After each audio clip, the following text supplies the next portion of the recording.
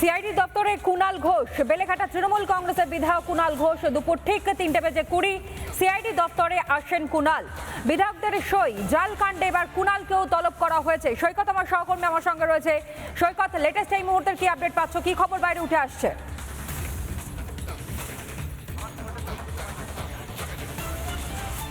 দেখো, ঠিক 3:20 থেকে 22 নাগাদ কুণাল ঘোষ ভবানী ভবনে আসেন।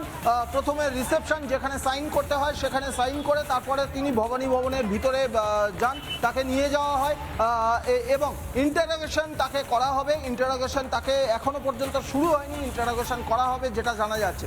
মূলত সই জাল কাণ্ডে কুণাল ঘোষকে তলব করা হয়েছে। শুধু নয়, কুণাল ঘোষের বাড়িতেও এর আগে সিআইডি আধিকারিকরা গেছিলেন। তার কারণ বিধানসভায় শোভনদেব চট্টোপাধ্যায়কে বিরোধী দলনেতা করা হবে এই প্রস্তাবনায় যে বিধায়কদের সই ছিল তার মধ্যে কুণাল ঘোষ অন্যতম।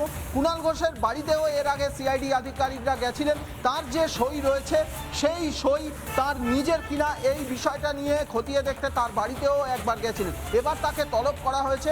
আরও একটা ইনফরমেশন যেটা জানা যাচ্ছে যে সেদিন কালীঘাটে তৃণমূল কংগ্রেসের যে মূল অফিস যেখানে বসে সেই রেজলিউশন নেওয়া হয়েছিল বা সেই প্রস্তাবনার চিঠিটা যেটা বিধানসভার স্পিকারের কাছে জমা পড়েছে সেই চিঠি লেখা হয়েছিল, তখন কিন্তু কুণাল ঘোষ উপস্থিত ছিলেন। সুতরাং কুণাল ঘোষকে জিজ্ঞাসাবাদ করা হতে পারে এই আরও একটা বিষয়ে যে যাদের নাম বা যাদের সই জাল বলে এখনো পর্যন্ত তদন্তে উঠে এসেছে তারা সেদিন সেখানে উপস্থিত ছিলেন কিনা এবং রেজলিউশন যেটা লেখা হয়েছিল সেটা তার উপস্থিতিতে লেখা হয়েছিল কিনা, গোটা বিষয়টা নিয়ে কুণাল ঘোষকে জিজ্ঞাসাবাদ করা হবে। আমি আবারও জানাই, এর আগে সিআইডির তদন্তকারী আধিকারিকরা কুণাল ঘোষের বাড়িতে গিয়েছিলেন। তার যে স্বাক্ষর, তার যে সই বিধানসভার সেই ডকুমেন্টসে রয়েছে, সেই সইয়ের সঙ্গে তার নিজের হাতে যে সই করা হয়, তিনি যে সই করেন সেই সই একবার প্রাথমিকভাবে মিলিয়ে দেখা হয়েছে। সেই প্রসেসটা কিন্তু আজকেও কন্টিনিউ করা হবে এমনটাই জানা যাচ্ছে সিআইডি সূত্রে।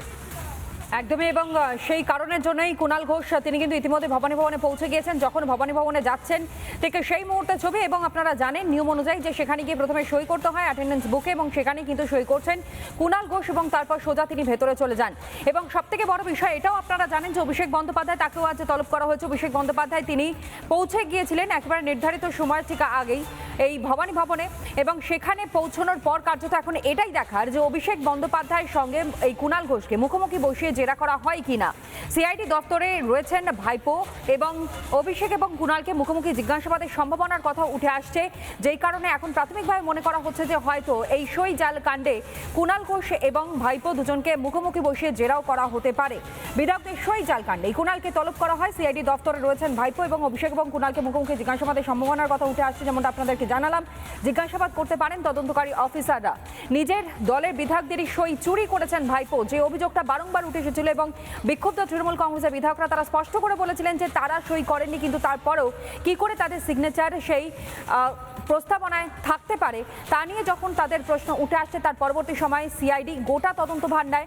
ভাইপোকে ডেকে পাঠানো হয় একাধিকবার, আর এই মুহূর্তে কুণাল ঘোষও সেখানে উপস্থিত রয়েছেন। সৈকত আমার সঙ্গে রয়েছে। সৈকত, ইতিমধ্যেই জিজ্ঞাসাবাদ পর্ব সম্ভবত শুরু হয়ে গিয়েছে, কিন্তু সব থেকে বড় লজিক্যাল যে প্রশ্ন উঠে আসছে তা হচ্ছে অভিষেক বন্দ্যোপাধ্যায় এবং কুণাল ঘোষ দুজনকে কি একসঙ্গে মুখোমুখি বসে জিজ্ঞাসাবাদ করা শুরু হয়েছে কিনা অথবা শুরু হবে কিনা।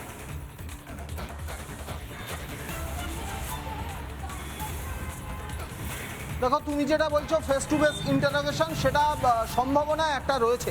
তার কারণ যে প্রস্তাবনা, অর্থাৎ শোভনদেব চট্টোপাধ্যায়কে বিরোধী দলনেতা হিসাবে যে প্রস্তাবনা স্পিকারের কাছে জমা পড়েছিল সেই প্রস্তাবনায় অভিষেক বন্দ্যোপাধ্যায়েরও স্বাক্ষর রয়েছে, এবং অভিষেক বন্দ্যোপাধ্যায় তিনি নিজের দলের সাধারণ সম্পাদক, তার নেতৃত্বেই বলতে গেলে সেই প্রস্তাবনা আনা হয়েছিল।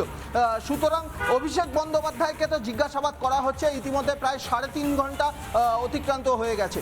কুণাল ঘোষকেও এই বিষয়ে জিজ্ঞাসাবাদ করা হবে। প্রয়োজন হলে একটা ফেস টু ফেস ইন্টারোগেশন করতে পারেন সিআইডি আধিকারিকরা, এমনটা জানা যাচ্ছে। তার কারণ কুণাল ঘোষ সেদিনের সেই রেজলিউশন বুক যেটা লেখা হয়েছিল বা যে চিঠি লেখা হয়েছিল, সেই যখন সেই চিঠি লেখা হয়েছিল সেই মিটিংয়ে কিন্তু কুণাল ঘোষ উপস্থিত ছিলেন, কিন্তু যখন লেখা হয়েছিল সেই সময় তিনি উপস্থিত ছিলেন কিনা বা যারা যারা স্বাক্ষর করেছিল তারা প্রত্যেকেই সেখানে উপস্থিত ছিল কিনা, এই বিষয়গুলো নিয়ে যে একটা মিসম্যাচ, একটা অসঙ্গতি ধরা পড়েছে তদন্তে বারংবার, সেই ক্ষেত্রে অভিষেক বন্দ্যোপাধ্যায়ের মুখোমুখি বসিয়ে কুণাল ঘোষকে একটা ইন্টারোগেশন করা হতে পারে, এমনটা জানা যাচ্ছে সিআইডি মারফত। একদমই নজর রাখো প্রত্যেকটা মুহূর্তে তোমাদের মধ্য দিয়ে একাধিক তথ্য আমরা ব্রেকিং আকারে তুলে ধরবো আমাদের দর্শক বন্ধুদের জন্য। তবে আপাতত তোমায় ধন্যবাদ জানাই সৈকত। নানা ধরনের কন্টেন্ট দেখার জন্য লাইক করুন, শেয়ার করুন আমাদের ফেসবুক পেজ, সাবস্ক্রাইব করুন আমাদের ইউটিউব চ্যানেল। পাশাপাশি অন্যান্য ব্রেকিং নিউজের জন্য অবশ্যই চোখ রাখুন রিপাবলিক বাংলায়।